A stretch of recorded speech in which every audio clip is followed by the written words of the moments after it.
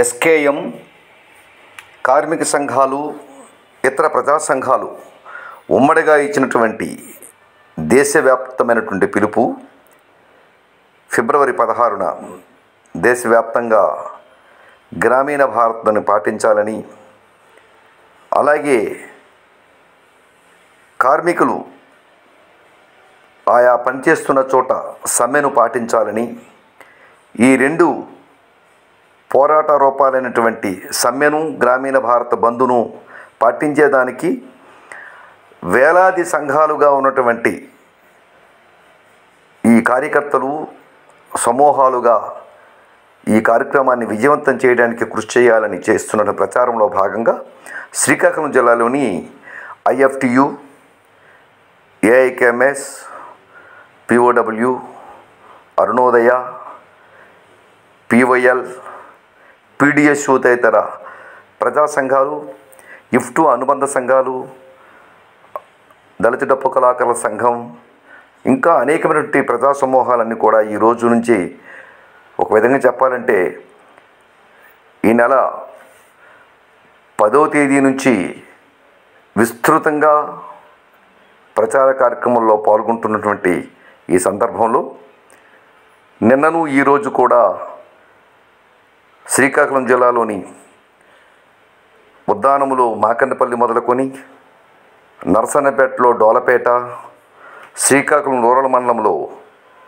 నీలం జుట్టుమెట్టు కార్మికుల సమ్మె శైలిని ముగించడానికి వీలుగా ఆ కార్మికులు ఉండే ప్రదేశంలోనూ, అలాగే దళితవాడైనటువంటి శ్రీకాకుళం పెద్దపాడు పంచాయతీలోని తంగివానిపేటలోనూ ఈరోజు ప్రత్యేకించిగా రణస్థల మండలం పైడి భీమవరంలో పంచాయతీ వర్కర్ల యూనియన్ చేపట్టినటువంటి ప్రచార కార్యక్రమంలో భాగంగా ఆ నాయకత్వం పాల్గొని అక్కడ ఉద్దేశించి దీని ప్రాధాన్యతను, సమ్మె ప్రాధాన్యతను, బంధు ప్రాధాన్యతను వివరిస్తూ ఏ డిమాండ్ల కోసమైతే ఈ రెండు పోరాట రూపాలుగా ఉన్నటువంటి సమ్మె బంధును పాటించాల్సి వచ్చిందో దాని వివరణగా ఉన్నటువంటి డిమాండ్లని ఈ సందర్భంగా ఈ నాయకత్వం ప్రజలకి తెలియజేస్తున్నారు. అందులో ప్రధానంగా స్వామినాథన్ కమిటీ సిఫార్సుల ప్రకారం రైతులు పెట్టిన పెట్టుబడికి 50% కలిపి మద్దతు ధర గ్యారంటీ చేసే చట్టం చేయాలనేది ప్రధానంగా వినిపిస్తున్నటువంటి డిమాండు. పేద మధ్యతరగతి రైతులందరికీ కేంద్ర ప్రభుత్వం ఒకేసారి రుణమాఫీ చేయాలి, 60 ఏళ్ళు పైబడిన అందరికీ పెన్షన్ ఇవ్వాలనేది ఒక డిమాండ్గా ఉంది. కేంద్ర హోంశాఖ సహాయ మంత్రి అజయ్ మిశ్రాను మంత్రివర్గం నుండి తొలగించి ఆయనపై తేదీ తీసుకోవాలనేది డిమాండ్ ఆనాటి నుంచే ఉంది. ప్రధానమంత్రి ఫసల్ బీమా యోజన పథకాన్ని రైతులకు ఉపయోగపడే విధంగా మార్చాలని, 4 లేబర్ కోడ్లను రద్దు చేయాలని, విద్యుత్ సవరణ బిల్లు 2022ను ఉపసంహరించాలని, కనీస వేతనంగా 26,000 రూపాయలు, అలాగే పెన్షన్గా 10,000 రూపాయలు అందరికీ చెల్లించాలని, అందరికీ ఉద్యోగ భద్రత కల్పించాలని,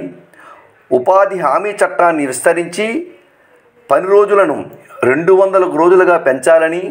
రోజుకు 800 రూపాయలు కనీస వేతనం ఇవ్వాలని, పెండింగ్లో ఉన్న అన్ని వేతనాలు చెల్లించాలని, జాతీయ పట్టణ ఉపాధి హామీ చట్టం చేయాలని ఈ డిమాండ్లో ప్రధానంగా వినిపిస్తున్నటువంటి కోరికలు కనిపిస్తున్నాయి. అలాగే రైల్వే, రక్షణ, విద్యుత్ సహా ప్రభుత్వ రంగ సంస్థలను, పబ్లిక్ సర్వీసులను ప్రైవేటీకరణ చేయకూడదని, నేషనల్ మానిటేషన్ పైప్లైన్ను రద్దు చేయాలని కూడా ఈ పోరాట డిమాండ్లుగా ఉన్నాయి. ధరల పెరుగుదలను అరికట్టాలని, ఆహార వస్తువులు, నిత్యావసరాలపై జిఎస్టీని ఉపసంహరించాలని, పెట్రోల్, డీజిల్, కిరోసిన్, వంట గ్యాసులపై కేంద్ర ఎక్సైజ్ సుంకం తగ్గించాలని కూడా ఈ పోరాట డిమాండ్లలో కనిపిస్తున్నాయి. ప్రజా పంపిణీ వ్యవస్థను, పీడిఎస్ను విస్తరించాలని, 14 రకాల నిత్యావసర వస్తువులను అందించాలని, ఆహార భద్రత చట్టాన్ని పటిష్టంగా అమలు చేయాలని కూడా ఈ నాయకత్వం ప్రచారం చేస్తున్నాయి. అలాగే ప్రధానంగా ఇప్పుడు ఉన్న దాంట్లో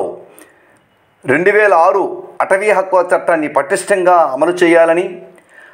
అటవీ సంరక్షణ చట్ట సవరణను, నిబంధనలను ఉపసంహరించాలని కూడా ఈ పోరాట డిమాండ్లుగా వినిపిస్తున్నాయి. కేంద్ర ప్రభుత్వ సంస్థల్లో ఖాళీలన్నీ భర్తీ చేయాలని, ఉద్యోగాల్లో కాంట్రాక్ట్ పద్ధతిని ఆపాలని, ఉద్యోగులందరికీ పాత పెన్షన్ విధానాన్ని అమలు చేయాలని కూడా వీరు డిమాండ్ చేస్తున్నారు. అలాగే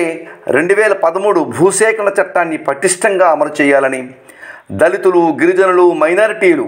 మహిళలపై సాగుతున్నటువంటి దాడులను అరికట్టాలని, సామాజిక న్యాయాన్ని అమలు చేయాలని కూడా ఈ పోరాట డిమాండ్లుగా ఉన్నాయి. అందరికీ సార్వత్రిక నాణ్యమైన ఆరోగ్యం, విద్యను అందించాలని, జాతీయ విద్యా విధానం 2022ను రద్దు చేయాలని కూడా ఈ పోరాటంలో ఉన్నాయి. అందరికీ గృహ వసతి కల్పించాలని, ప్రభుత్వ స్థలాల్లో గుడిసెలు వేసుకున్న వారికి పట్టాలు ఇవ్వాలని, ఇంటి నిర్మాణానికి ఆర్థిక సహకారం ఇవ్వాలని కోరుతూ వీరు డిమాండ్ చేస్తున్నారు. ఇలా అనేకమైన డిమాండ్లతో మొత్తం శ్రీకాకుళం ఒక జిల్లావేనే కాకుండా ఆంధ్రప్రదేశ్ అంతటా ఇలా దేశవ్యాప్తంగా సాగుతున్నటువంటి ఈ పోరాటానికి సంబంధించి ప్రత్యేకించి ఫిబ్రవరి 16ని విజయవంతం చేయాలని వారు కోరుతున్నారు.